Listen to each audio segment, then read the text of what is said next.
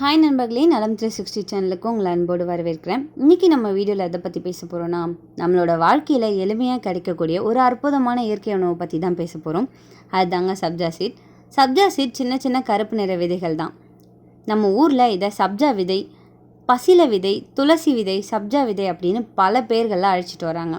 இதை நம்ம பல இடங்களில் பார்த்துருப்போம். ஜூஸ் கடைகளில், ஃபலூதா, ஜிகர்தண்டா மாதிரி குளிர்ச்சி பானங்கள் மேலே இது தூவுவாங்க. இந்த சப்ஜா விதைகள் பார்க்குறதுக்கு அளவில் சிறியதாக இருந்தாலும் இதன் மூலம் நமக்கு கிடைக்கக்கூடிய ஆரோக்கிய நன்மைகள் ரொம்பவே ஏராளம். இந்த சப்ஜா விதைகள் புரதம், அத்தியாவசிய கொழுப்புகள், கார்ப்ஸ், நார்ச்சத்து ஆகியவற்றின் நல்ல மூலமாக கருதப்படுது. இந்த சப்ஜா சீட் நம்ம சாப்பிட்றதால நம்ம உடம்புக்கு என்னென்ன ஆரோக்கிய நன்மைகள் கிடைக்குது, இதனால் என்னென்ன பக்க விளைவுகள் கிடைக்கும், இது யாரெல்லாம் உணவில் சேர்த்துக்கலாம், யாரெல்லாம் தவிர்க்கணும்னு சொல்கிறேன், நோட் பண்ணி வச்சுக்கோங்க. அதுக்கு முன்னாடி நலம் 360 சேனலில் சப்ஸ்கிரைப் பண்ணாதவங்க சப்ஸ்கிரைப் பண்ணிக்கோங்க. மறக்காமல் பக்கத்தில் இருக்க பெல்லைக்கான ப்ரெஸ் பண்ணிக்கோங்க. வாங்க வீடியோக்குள்ளே போகலாம். துளசி விதைகள் அப்படின்னு சொல்லக்கூடிய இந்த சப்ஜா விதையில் ஏராளமான மருத்துவ குணங்கள் நிறைஞ்சிருக்கு. இதனால் ஆயுர்வேத மருத்துவத்தில் அதிகமாக பயன்படுத்தப்பட்டு வருது. பார்ப்பதற்கு அளவில் சிறியதாக இருந்தாலும் சரும பாதிப்பு, அதிலிருந்து உடலில் உள்ள நச்சுக்களை நீக்குது வர அத்தனை அற்புத நன்மைகள் இது வழங்குது. இந்த சப்ஜா சீட் நம்ம சாப்பிட்றதால உடல் சூட்டை குறைச்சி உடலுக்கு குளிர்ச்சியை தருவதில் இது ரொம்பவே முக்கிய பங்கு வகிக்குது. குறிப்பாக வெயில் காலங்களில் இந்த சப்ஜா விதையை அதிகம் சேர்த்து கொள்றதால உடல் சூடு குறைவதோடு உடலை நீரேற்றமாக வச்சுக்கொள்ளவும் இது உதவியாக இருக்குது.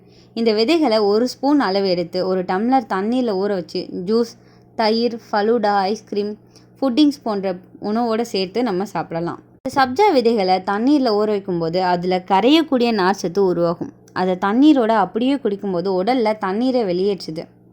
இதனால் மலம் மென்மையாக்கப்படுவதால் குடல் இயக்கம் எளிதாக இருக்கும். மலச்சிக்கல், நெஞ்சரிச்சல், அமிலத்தன்மையை நீக்குது. அடிவயிறு மற்றும் வயிற்று பாகுகளை சுத்தப்படுத்த இது உதவியாக இருக்குது. வாயுவை வெளியேற்றி அஜீரணத்தை போக்குது. சப்ஜா விதைகளில் விசனின் மற்றும் ஓரியாண்டின் போன்ற ஆக்சிஜனேற்ற பண்புகள் கொண்ட ஃப்ளவனாய்டுகள் இருக்குது. இது சருமத்தில் புதிய தோல் செல்களின் வளர்ச்சியை அதிகரிக்குது. இதனால் என்றைக்குமே எளிமையாக இருக்கிற சருமத்தை நம்ம பெற முடியும். அது மட்டும் இல்லாமல் இதில் உள்ள பூஞ்சை மற்றும் பாக்டீரியா எதிர்ப்பு பண்புகள் முகப்பருவை தடுக்குது. சருமத்தில் உள்ள சுருக்கம், கோடுகள், வறட்சியை போக்கி சருமத்தை மென்மையாகவும் மிருதுவாகவும் வச்சுக்கொள்ள இது உதவியாக இருக்குது. சப்ஜா சீடில் ஒமேகா 3 கொழுப்பு அமிலங்கள் நிறைஞ்சிருக்கு. இது உடலில் மெட்டபாலிசத்தை அதிகப்படுத்தி எடையை குறைக்குது. மேலும் இதில் உள்ள புரதச்சத்து மற்றும் நார்ச்சத்து அதிகமாக இருக்கிறதால நீண்ட நேரத்துக்கு முழுமையாக நம்மளை உணர வைக்குது மற்றும் அதிகப்படியான உணவு சாப்பிட்றத குறைக்குது. இதுவும் ஆரோக்கியமான எடை இழப்பிற்கு உதவியாக இருக்குது. எனவே உடல் எடையை குறைக்க நினைக்கிறவங்க தினமும் சப்ஜா விதைகளை சேர்த்துக்கொள்வது ரொம்பவே நல்லது.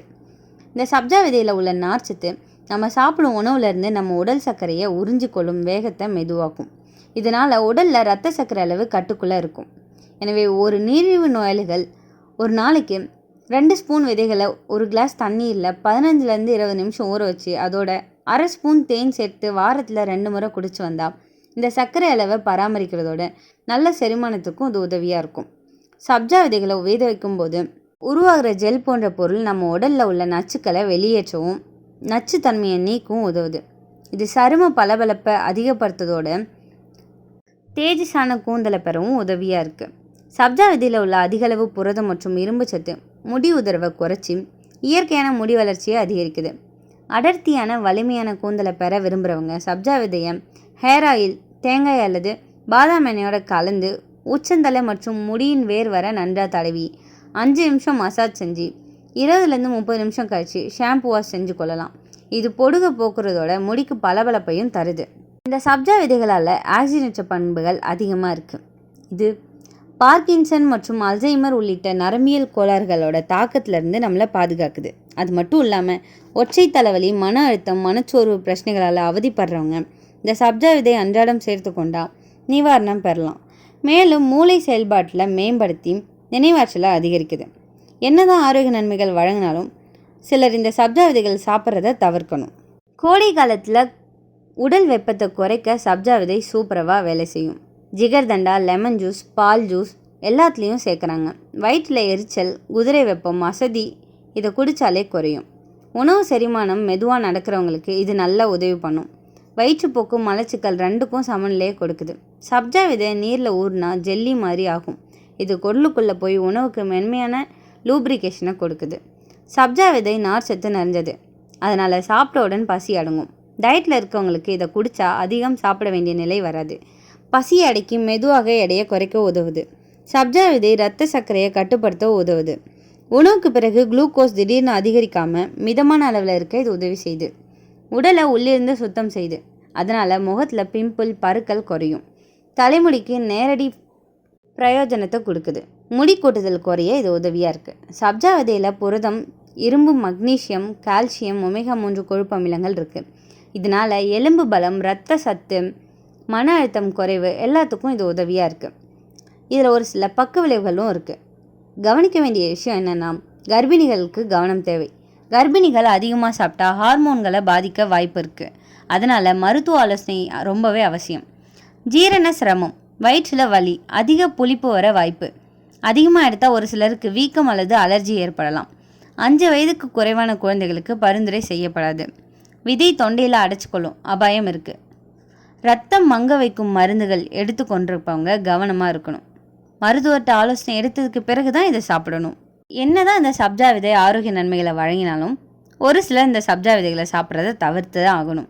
கர்ப்பிணி பெண்கள், பாலூட்டும் தாய்மார்கள், குறைந்த இரத்த சர்க்கரை அளவு உள்ளவங்க, சிறிய குழந்தைகள், அறுவை சிகிச்சை மேற்கொண்டவங்க, ஆஸ்துமா நோய் இருக்கிறவங்க, சைனஸ் பிரச்சனை உள்ளவங்க, இவங்கெல்லாம் அந்த சப்ஜா விதை சாப்பிட்றத தவிர்க்கிறது ரொம்பவே நல்லது. அப்படின்னா அந்த சப்ஜா விதையை எப்படி சாப்பிட்றது? சப்ஜா விதையை அப்படியே சாப்பிடக்கூடாது. எப்போவுமே தண்ணீரில் ஊற வச்சு தான் சாப்பிடணும். 2 டீஸ்பூன் விதையை ஒரு கப் தண்ணீரில் போட்டு 15 நிமிஷம் ஊற விடுங்க. அது ஜல்லி மாதிரி ஆகும். அப்படியே ஜூஸ், பால், ஜிகர்தண்டா, ஸ்மூத்தி, பாயாசம் இப்படி எதுலையாவது சேர்த்து அவங்க சாப்பிடலாம். இப்படி சாப்பிட்றதால அவங்க மனசுக்கும் ரொம்பவே குளிர்ச்சியாக இருக்கும், உடலும் ஆரோக்கியமாக இருக்கும். சப்ஜா விதை ஒரு சின்ன தானியம் மாதிரி தோன்றினாலும் அதோட நன்மைகள் ரொம்பவே பெருசு. உடலுக்கு குளிர்ச்சி தரும், ஆரோக்கியத்தை மேம்படுத்தும், எடையை குறைக்கும், சர்க்கரையை கட்டுப்படுத்தும் அற்புதமான இயற்கை மருந்து தான் இது. ஆனால் எல்லாவற்றுக்கும் அளவு ரொம்பவே முக்கியம். மிதமான அளவில் மருத்துவர் ஆலோசனைக்கு பிறகு பயன்படுத்தினா நல்ல பயன் கிடைக்கும். அதனால் நம்ம வாழ்க்கையில் இயற்கை மருந்துகளை பயன்படுத்தி ஆரோக்கியமாக வாழலாம். நீங்கள் பொதுவாக இந்த சப்ஜா விதையை எந்த பானத்தில் அதிகமாக பயன்படுத்துகிறீங்க? இந்த சப்ஜா விதை சாப்பிட்றதால உங்களுக்கு உடல் எடை நிஜமாகவே குறையுதா?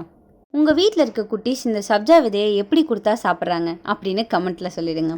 இந்த வீடியோ உங்களுக்கு பிடிச்சிருந்துச்சுன்னா லைக் பண்ணுங்கள், ஷேர் பண்ணுங்கள், மறக்காமல் நம்ம சேனலை சப்ஸ்கிரைப் பண்ணுங்கள். இன்னொரு அற்புதமான வீடியோவில் உங்களை சந்திக்கிறேன். பாய்.